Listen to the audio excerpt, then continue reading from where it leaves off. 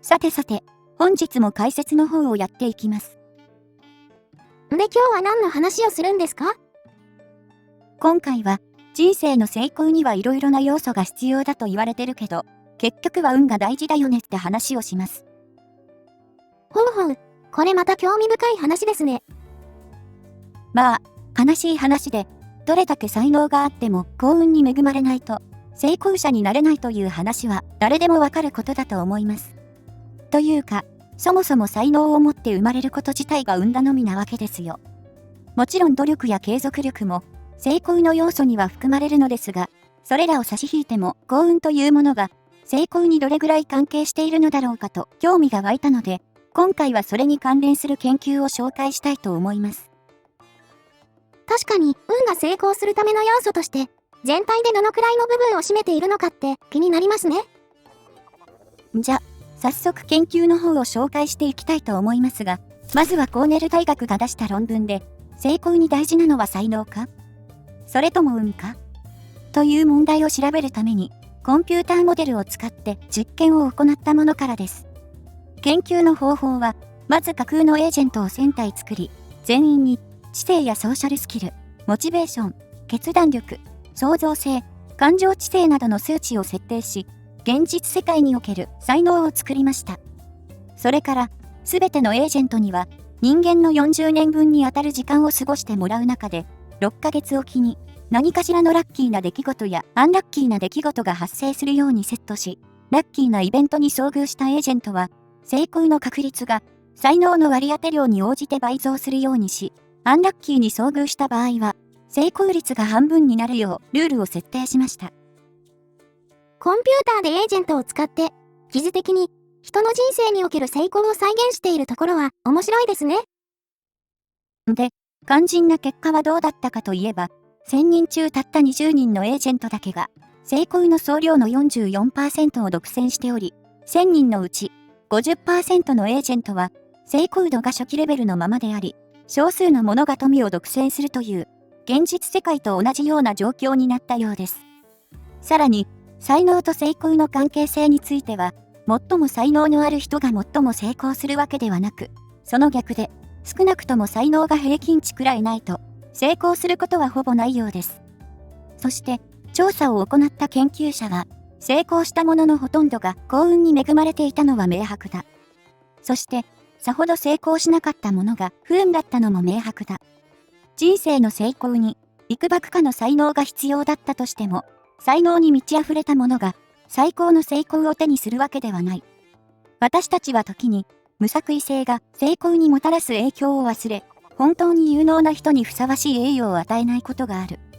とコメントしています。つまり、成功に運の要素が大きく関係している割には、多くの人間は、成功している人は有能だからうまくいったんだと思ってしまう傾向にあるわけです。そうなんですね。やっぱり、人は成功者を見ると、ついつい当人に、叱るべき実力が備わっているから成功したんだと思っちゃうのは、なんとなくわかります。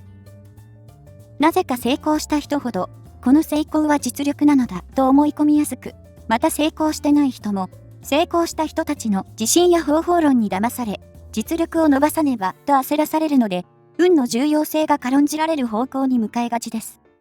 そんな中で、中央ヨーロッパ大学などのチームが、運はどこまで必要か？その運を左右するものはあるのか？ということを調査しました。研究の内容は、映画、書籍、音楽、科学などのジャンルから、いろんな有名人のキャリアの変遷を調べ、それを数理モデルに入れて、ランダム性と個人の能力が、作品のヒットにどう影響するかを割り出しました。ちなみに、調査の対象になった人は、スター・ウォーズのジョージ・ルーカスやポピュラー歌手のフランシス・アルバート・シナトラ、DJ のデビッド・ゲッタなどの比較的最近の人も選ばれていました。おう、名だたるレジェンドから比較的、最近のアーティストまで網羅しているなんて期待しちゃいますよ。じゃ、結果を簡単にまとめると、大ヒットの発生は本質的にランダムなので、いつになったら売れる作品や科学的な大発見が生まれるかは全く予想ができません。個人のキャリアでヒットが生まれるのは人生で初めての作品かもしれないし、人生で最後の作品かもしれません。これも完全にランダムなので、作品発表のタイミングからヒットは読むことができません。ランダム性は、すべてのクリエイティブな分野において、同じような効果を持ち、その役割は、個人の能力がもたらす影響よりも大きいようです。ただし、ジャンルによって、運の影響度はやや異なり、映画プロデューサー、電子音楽系のアーティスト、本の著者、宇宙科学者、政治科学者、生物学者などは、より運の影響に左右されやすいみたいです。一方で、ヒップホップ、クラシック、コンピュータサイエンスなどは微妙な差ですが、運の影響を受けにくいようです。つまり、個人の能力より運は大事だし、結局いつヒットするかも読むことができないという傾向が出ました。これまでの研究結果を見ると、結局は運が重要だって結論になってますので、なんかまあ予想通りっちゃ予想通りですね。まあね。でもこの研究の面白いところは、そこからさらにヒットが続く人の違いも調べているところです。ヒットを続けられる人は2種類存在し、最も多いのが、まず最初に良い作品を作り、その後は自分の分野に関連する人たちの間で中心的な存在になったおかげで成功が持続するパターン。もう一つは、手始めに人的ネットワークの中心になり、人脈やリソースにアクセスしてからヒットを生み出すパターン。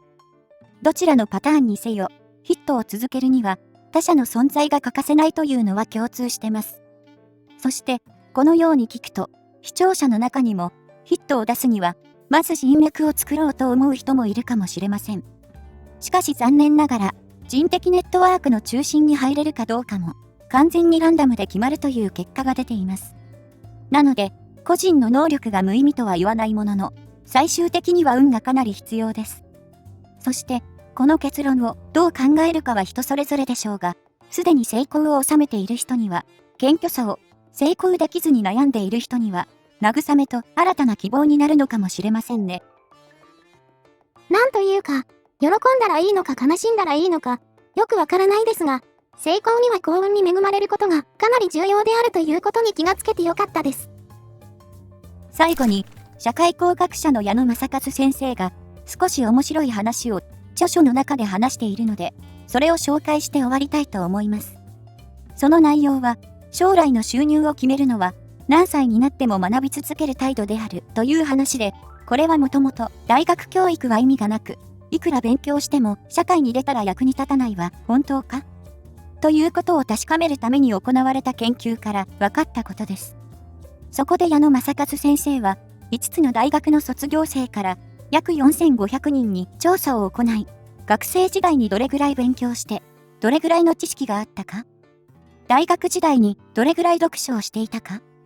現在の仕事に対する意欲や満足度がどれぐらいあるか、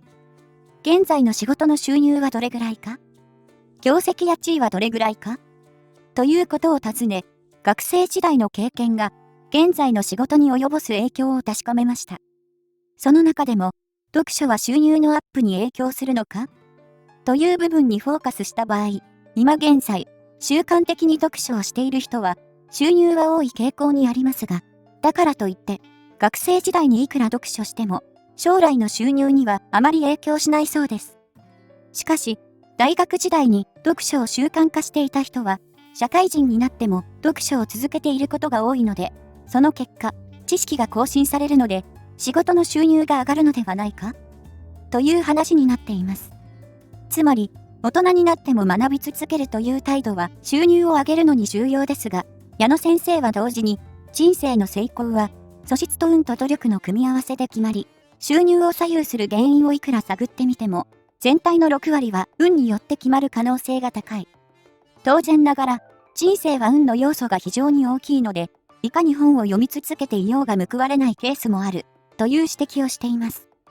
つまり、素質も運も基本的にはコントロール不可能なので、唯一残されたコントロール可能な要因である学び続けるという態度を保つしかないということです。まあ、成功の多くが運で決まるのなら、私たちにできることは、挑戦回数を増やしたり、学び続けることくらいしか本当にないのかもしれませんね。はい、というわけで今回は、この辺で終わりにしたいと思います。